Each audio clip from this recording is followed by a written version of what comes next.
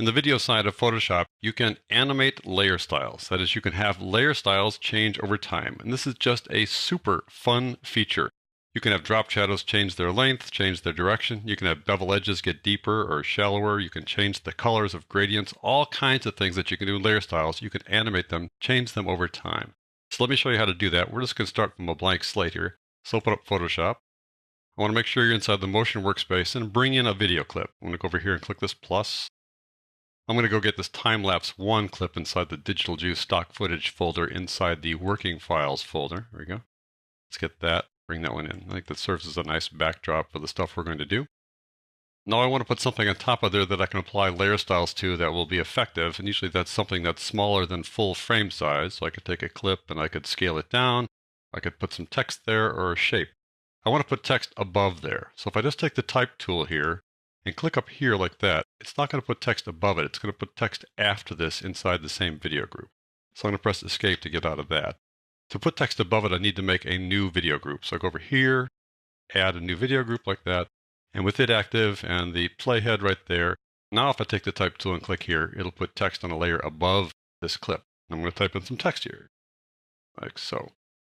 Press the Enter key on the numeric keypad. Let's go get Control-Command-T, and we'll pull that down there and make it a fair bit larger so it's obvious when we make some changes to it. There we go. Press the Enter key on the numeric keypad again, and we'll accept that. Right now, there's no layer style applied to this and no animation yet.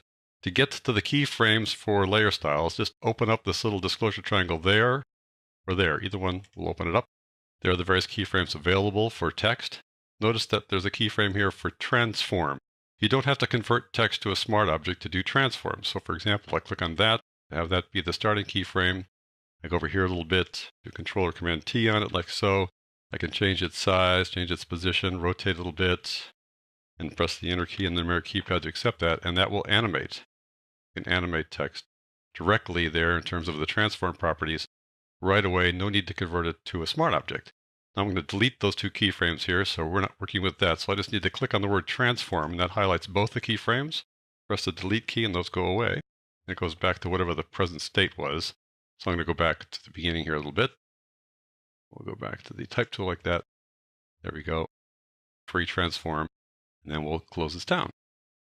I can make this a little bit longer too. It doesn't have to be 5 seconds, which it is by default. Let's take it up to about 10 seconds or so. There you go. But you can always change the length of a still image or text like this, or even shape.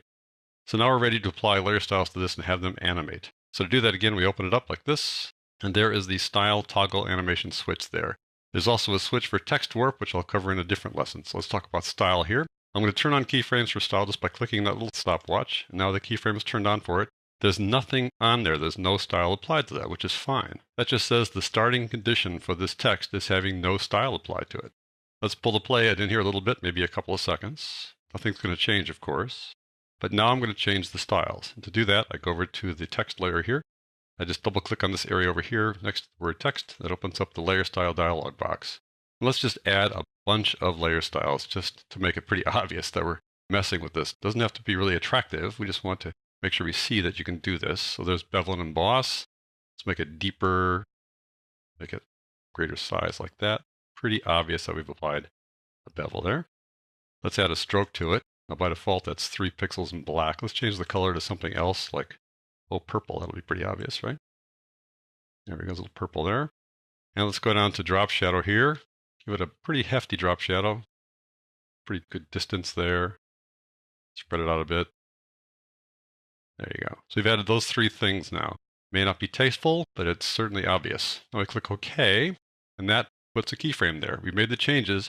And once we accepted them, it put a keyframe there because we changed something at a new time. So let's go back to the beginning here and play this and see what happens. And there you go. The styles come on gradually. I think that's just so cool that that happens like that. Let's hold these guys at this point now a little bit later in the clip by clicking on this little diamond there. And that adds another keyframe that's equal to this one in terms of the properties that have been applied to it. So there's no change from the second to the third keyframe. Let's go a little bit farther in though and make a dramatic change here so you can see how it can change again. Let's go back and open up the layer styles again. Let's have the bevel be even greater in terms of its size, like so. Let's change the angle of the light here, like that. There you go, which also moves the shadow because we've got global light applied to it. Change the stroke color. Is that cool? You can change the color too. Well, I'll make it green so you can't miss it. Click it there and make it larger so you really can't miss it. Ooh, really ugly.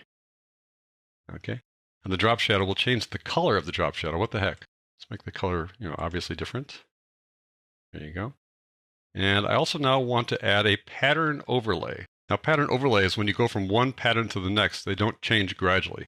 But this first one will come on gradually. The next one we apply will not. Let's just see how this works now. We'll click OK. There you go. Let's go back a bit here and see what happens. There you go. Things change, the colors change, the shadows change, and then that pattern overlay comes on as well. Let's go a little bit farther in here. The only thing I'm going to change now is the pattern overlay. So double click over here again. Change the pattern overlay to something else from this drop-down list. That'll be pretty obvious there. Click OK. That adds a keyframe there because it's different. Now notice it's going to hold that other pattern, and then it's just going to go, bam, change to that one. So it's not a gradual process going from one to the next in the case of a pattern overlay. Okay, let's go a little bit farther here and go back here to our layer style dialog box and just uncheck everything. Off, off, off, off. And you can see how you can go back to the original state. Here we go. Let's just try that again. Shifts immediately, and then gradually all the layer styles are turned off. I think that is such a cool feature here inside Photoshop. Now we can do the same thing to a shape layer. I want to add a shape layer such that the text layer is above it and the shape layer is between the text and the background layer. Let's just see how that works. I'm going to go click on the shape tool here and drag a shape like this. What that's going to do is it's going to put the shape after this thing. But no big deal. We can fix that by taking the text layer here, dragging it above this one like so. And it's going to stay in position there. And then this rounded rectangle then slides over. So we've got that right there. I can extend it out too to the length of the text like so. There we go. And we can do the same kind of thing to the rounded rectangle. Let's open it up there and take a look at it. You'll notice that it does not have a transform property associated with it as text did. This works like a typical video clip. If I want to animate the transform properties for a shape layer, I need to right click on it over here and say convert it to a smart object. And then that will then bring in the option of having transform properties. So I can have it, let's say, start from nothing. I'll go over here, turn on keyframes for transform, do Control T on it, like so, and do Alt or Option plus Shift, shrink it on down like to nothing, more or less. Then I can accept that, and then bring it on over here. Control Command T on it again, and I can then hold on the Alt or Option, then Shift, and bring it back. Something like that. And if I want to change the position a little bit, lift it up slightly like so. There you go. When I press Enter, that'll accept it. And that transform action will happen there, just so you know how you can access the transform keyframes when you're working with shapes. But we're talking here about style. So we go down to the style stopwatch here. Click on that. I want the style to start off a certain way, so I'm going to drag this thing a little bit to the left here. That'll be the starting point. I'm going to go over here to the left and make sure that the playhead is on top of that by navigating to it, by clicking on that little triangle over there. And now I'm going to go to layer styles for this rectangle by double clicking over here. There we go. And let's give that guy a bevel as well. And we're going to give it a gradient overlay here. Let's change the colors to the gradient. Let's just have this color, let's say, be blue, for example, like the sky. Have this one over here. White is good, I think, but we'll just make it a little bit bluish white. How about that? There we go. And then click OK for that. You'll have the angle be over here, so that goes left to right. Add a drop shadow to that as well. Make it pretty big, something like that.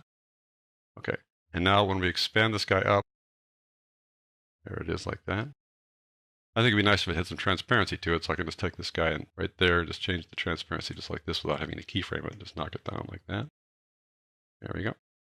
And that's how you can then put on styles for this thing. Let's say I want the styles to change over time now. Now that I've got a keyframe there, I'm going to keyframe it over here by just double clicking on it again and changing the gradient overlay to some other color, we'll say.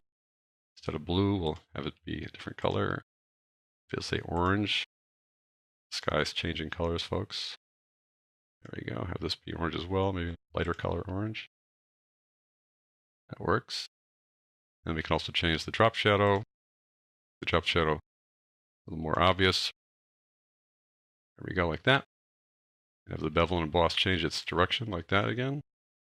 Should change the shadow for the drop shadow as well, which you don't have to do that. We can turn off the global light and not have it be a global light for everything. But now that we've done that, we'll just accept the global light again. And then we'll say OK. And that will change this layer style for that background, for that shape as well, like this. And if it changed too fast, I can just move the keyframe a little over farther like that, and it'll take longer to make the change. Comes up in size, and it gradually changes, along with our text changing in the background as well. I want to show you one more thing.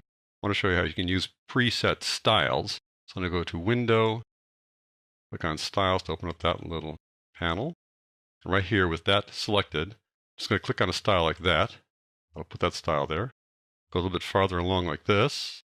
I'll click on, let's say, that style. A little bit farther along like this. Click on that style. You can use these guys, so these styles built in, and gradually go from one to the next.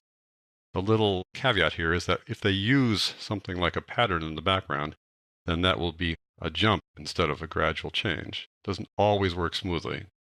Depends on the style that you select. So it's not necessarily going to be a smooth ride from one to the next, but you see that you can basically keyframe a style and jump to the next style, sometimes gradually going from one style to the next, but more frequently just sort of jumping from one style to the next. So there you go. I think you can see that the layer style animation possibilities are endless.